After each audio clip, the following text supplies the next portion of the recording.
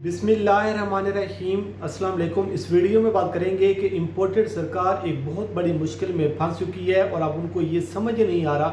कि इस सारी सूरत हाल में क्या कुछ किया जाए। उसकी वजह यह है कि एक तरफ आवाम का जो रिएक्शन आपके सामने आ रहा है, आवाम सरापा एहतजाज है, आवाम जिस तरीके से अपने रद्द-ए-अमल का इजहार कर रही है। तो इस सारी सूरत हाल से अगर आप अंदाज़ा लगाएं कि जब मुश्किल फ़ैसले किए जाएंगे, जब पेट्रोल की कीमतों में इजाफा किया जाएगा, जब बजट आएगा और सख्त फैसले किए जाएंगे,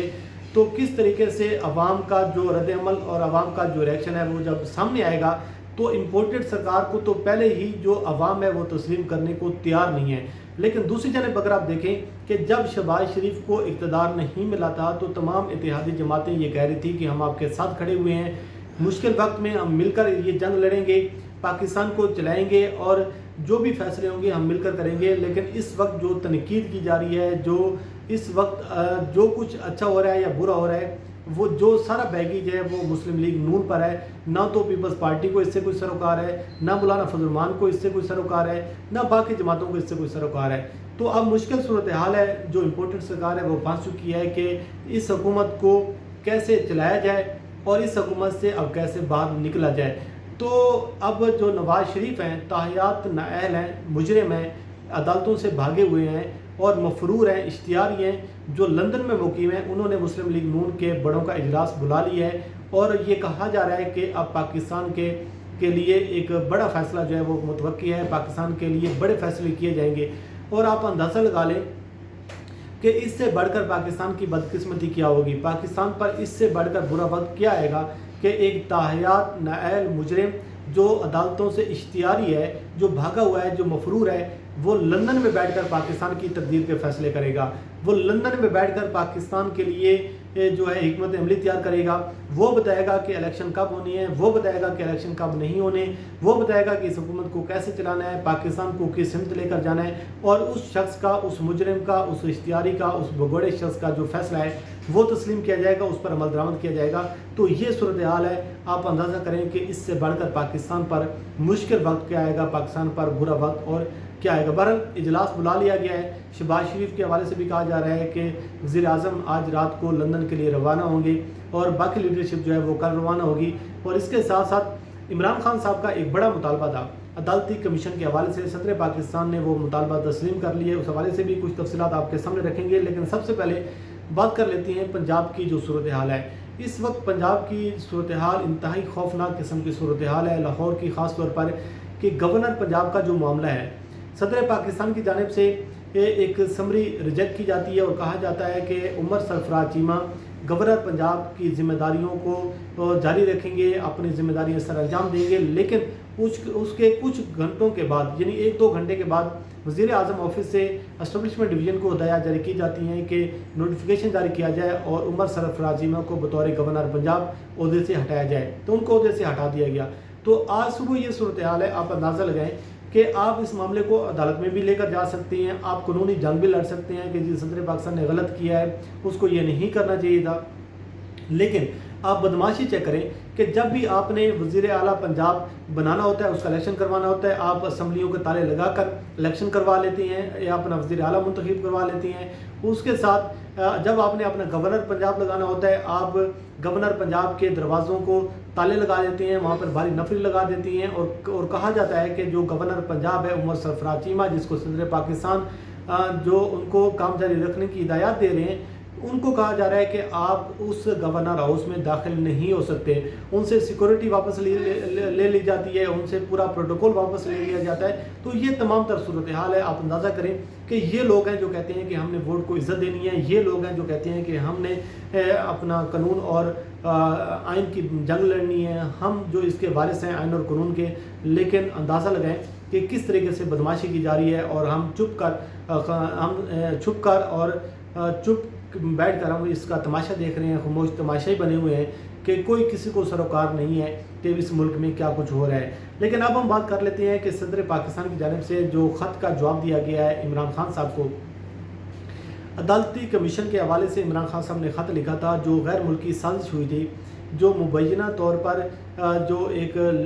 इमरान खान साहब ने कहा था, जो एक ख़त सामने आया था और उस ख़त के नतीजे में अमेरिका ने जो धमकी दी थी, जो पाकिस्तान में रजीम चेंज हुई है, اس کی تحقیقات کے لیے عمران خان صاحب بار بار یہ بات کریں کہ ایک عدالتی کمیشن بنایا جائے، ایک پاورفل عدالتی کمیشن بنایا جائے، اور اس عدالتی کمیشن میں یہ تمام تر چیزیں جو ہیں سامنے آ جائیں گی کہ کیا امریکہ نے پاکستان میں رجیم چینج کیا ہے یا نہیں کیا، پاکستان کو دھمکی دی گئی تھی، یا کس طریقے سے یہ جو امپورٹڈ سرکار جو ہے مسلط کی گئی ہے۔ لیکن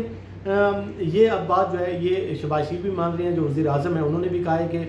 بات جو ہے وہ دھمکی کے زمرے میں آتی تھی، جو الفاظ استعمال کیے گئے وہ دھمکی امیز الفاظ تھے، اور خط کی جو حقیقت کو تسلیم نہیں کر رہے تھے، وہ بھی ابھی یہ کہہ رہے ہیں کہ خط تو امریکہ کی جانب سے بھیجا گیا تھا۔ بہرحال صدر پاکستان نے سابق وزیر اعظم عمران خان کے خط کا جواب دیا، جس میں انہوں نے کہا ہے کہ حکومت میں تبدیلی لانے کے لیے مبینہ سازش کی تحقیقات پر زور دیا ہے۔ جوابی خط میں یہ لکھا گیا ہے کہ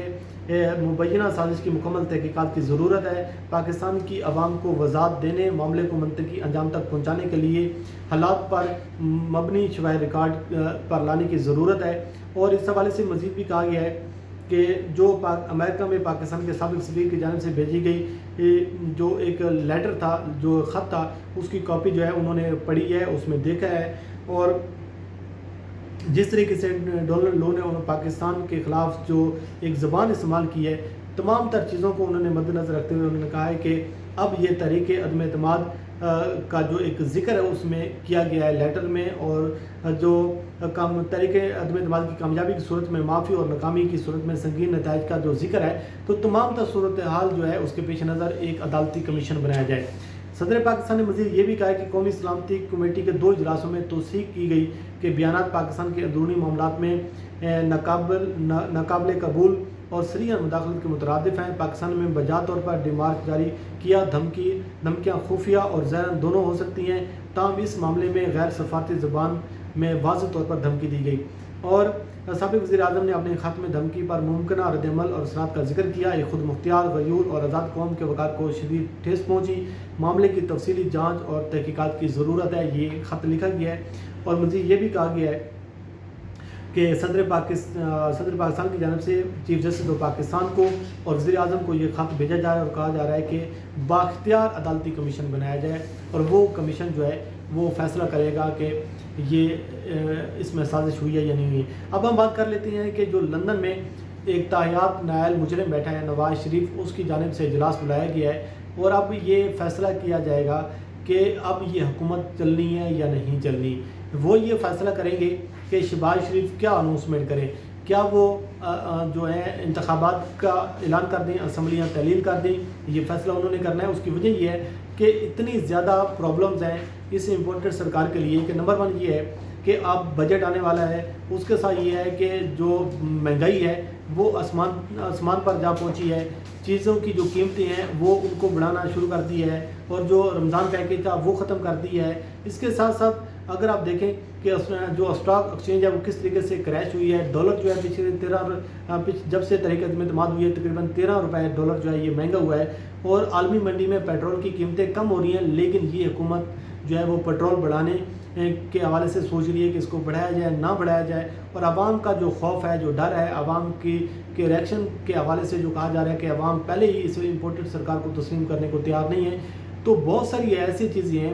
جو اب اس امپورٹڈ سرکار کے لیے چلنا ناممکن ہو چکا ہے۔ دوسری جانب اگر آپ پنجاب کو دیکھیں کہ حمزہ شہباز جو ہے